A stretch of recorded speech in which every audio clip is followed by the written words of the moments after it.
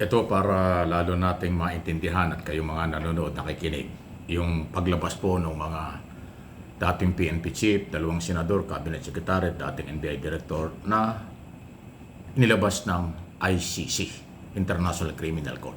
Kasi mahalaga ito dahil ang nagpapaliwanag po ay si Attorney Conte, Christine Conte, isa ho sa mga active na prosecutor nakatutok sa mga kaso ni Duterte at mga co-accused dyan sa ICC. Gaano ba ito kahalaga at ano ba talaga ang pinagbabasihan? Bakit lumabas ang kailang pangalan? So pakinggan po natin, mahalaga yung paliwanag ng abogado na may kinalaman dito sa issue ito. Akat. Kakuntsaba. Yan, kakuntsaba. Oo, kakuntsaba yan. Itong mga taong ito ang naging bahagi kung bakit naging quote-unquote effective or successful yung patayan. Ang sinasabi kasi ay merong, kumbaga, ang tawag po ng ICC dito ay quote-unquote common plan. Pero baka yung iniisip ng iba na, ano ba ito, pinagplanuhan? Meron ba itong kapapelan? Maganda yung paliwanag niya para maintindihan natin. Hindi pa ganun ang, kumbaga, ang itsurahan nito, no? Nanonood na nga ako ngayon ng mga krimen-krimen para paano ba pinaplano nga talaga? Hindi naman kasi umuupo yan sa board meeting tapos kumbaga gagawa ng resolution. Yan ay paisa-isa na utusan mo ito, utusan mo ito. May patsi-patsi na kumbaga instructions o kaya may grupo-grupo na ito ang task. Kaya sabi dun sa document containing the charges, yun yung information, equivalent ng information sa atin kung saan nakalagay ang sakdal. Sabi sa sakdal, itong mga taong to ay naging involved doon sa quote-unquote common plan at one Planado, point or at pinagplanuhan. all points during the period covered. Kasi hindi naman po sila lahat, kumbaga, sabay-sabay ng pasok doon sa, kumbaga, eksena. Opo, pero hindi uubra yung hugas kamay. Aksi yan ang sagot ni former Aguirre. Justice Secretary Vitaliano Aguirre. Iwas hugas kamay. Dyan. Wala nga akong alam dyan sa mga sinasabi ninyong plan na yan. Basta ako Justice Secretary lang ako, wala akong kinalaman dyan. So uubra ba yung ganyan na maghuhugas kamay ka? Hindi, walang utos sa akin. Andito lang ako para magtrabaho. Maganda yan ang issue Naku, niya. kung babasahin po ng mas mabuti pa yung document, tapos may isa pa kasi, yung pre-confirmation brief. Dalawa po itong dokumento na naglalatag ng ano ba yung nangyari. Yung role ni Aguirre ay nakalatag na mula pa nung DDS, alam na niya, meron siyang suggestion kung paano pauunlarin o gagawing effective yung plano, and then saka siya naging Secretary of Justice. Hindi po siya kinakasuhan or mali nga yung term pala, sorry. Hindi po siya kinikwento dito na parang na-involve siya dahil Secretary of Justice lamang. Yung importanteng bahagi niya or role doon sa DDS, Davao Death Squad operations ay crucial din.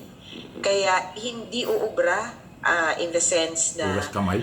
kung sa publiko siya magsasalita at magsusumamo, okay, ano ngayon? Kailangan po sa ICC, yung prosecutor ang paniwalain niya na wala siyang kasalanan. Na pati po si Senator Bongo. Oo. Na alam naman natin na napakalapit dati sa dating Pangulo. Sobra. Hugas kamay, sabi rin, wala rin daw siya kinalaman nalalaman. dyan. Wala akong ideya. Oo. Kaso may nakalagay din na naging bahagi siya ng reward system at hindi naman niya maitatanggi, kasama talaga siya simula pa noong Davao era, kumbaga ni Duterte. Yung mga participation ng mga ito ay in various ways. Tumutulong sila na i-facilitate ang reward system. Yung iba naman, para siguraduhin, ito importante ito para siguraduhin walang managot.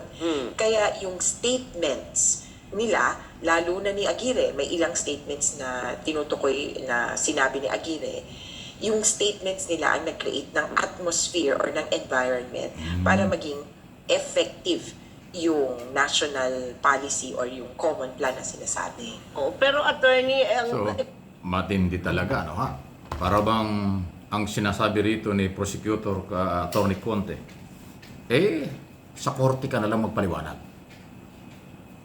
Yung mga interview, press release, statement sa media, social media, ay talagang hanggang doon lang. Karapatan naman nilang gawin yon, pero ang problema, hindi yung korte. Kumbaga sa ano, ang advice nitong abogado, at ako naniniwala yon, tama yon. Kung ano man ang inyong sasabihin sa inyong mga interview dito sa Pilipinas, edi isulat nyo. At yan ang ilaban ng inyong abogado doon sa ICC Court. Kung halimbawa ang tawag ay paghuhugas kamay, pagditinay, hanggang sa media lang yun. Di tama yun. Yun ang kailang gawin doon sa ICC sa oras na sila ipatawag at kinakailangan. Alam natin yung pong order ng dating Pangulo tungkol dyan sa Tokhang Double Barrel Campaign. Yan po posibleng walang dokumento, verbal na utos.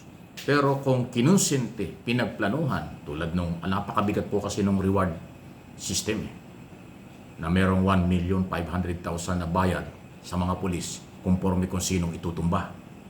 Ay yun naman Justice Secretary, pasintabi na sa akin pong opinion. Pag sinabi kang Justice Secretary, ikaw yung abogado ng mamamayan.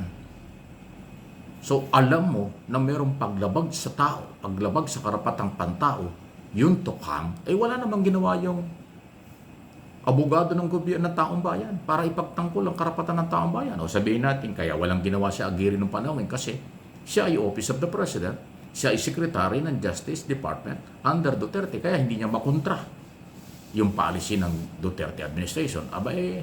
Problema mo yan. Tama yun, hindi mo kinontra si Duterte, hindi magagalit sa'yo. Pero yung karapatan ng sibilyan, bilang ikaw ay abogado ng mamamayan, at yung hindi mo na ipagtanggol, hindi mo napigilan na mawala yung karapatang pantao ng mga sibilyang walang kalaban-laban. Libo-libo yung nawalang buhay na yan. So, yan po yun. Hindi ko sinabing guilty yung mga naguhugas kamay, yung mga personalidad na tinukoy, 2 senador, 4 na dating PNP chief, cabinet secretary, at dating direktor ng NBI. Doon kayo magpaliwanag sa korte. Yung inilabas na pangalan at report ng ICC, yun ay base sa kanilang dokumentong nakuha at reklamo ng mga Pilipinong nakarating sa ICC. So, ang pinakamaganda, sa korte sila magdepensa. Yung kanilang pagpapahayag sa media, interview or statement, yun ay karapatan lang nila. Pero hindi yun tatanggapin ng ICC, yung interview.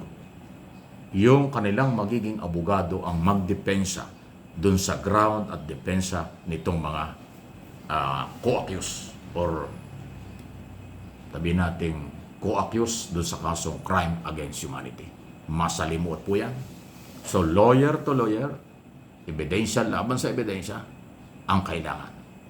Okay lang yung mga ginagawa nilang karapatang magsalita na wala silang kinalaman, wala silang participation, okay yan. Yan ang paniniwala nyo Pero ang inyong dapat na kumbinsihin ay ang korte, ang mga judges ng ICC. Kasi sila ang may hawak ng kaso. Hindi naman ang mga Pilipino, hindi naman ang media, social media. So, sige lang. Magsalita kayo, pero inyong isulat para meron kayong depensa sa korte. Ganon ang labanan. Matindi talaga ito.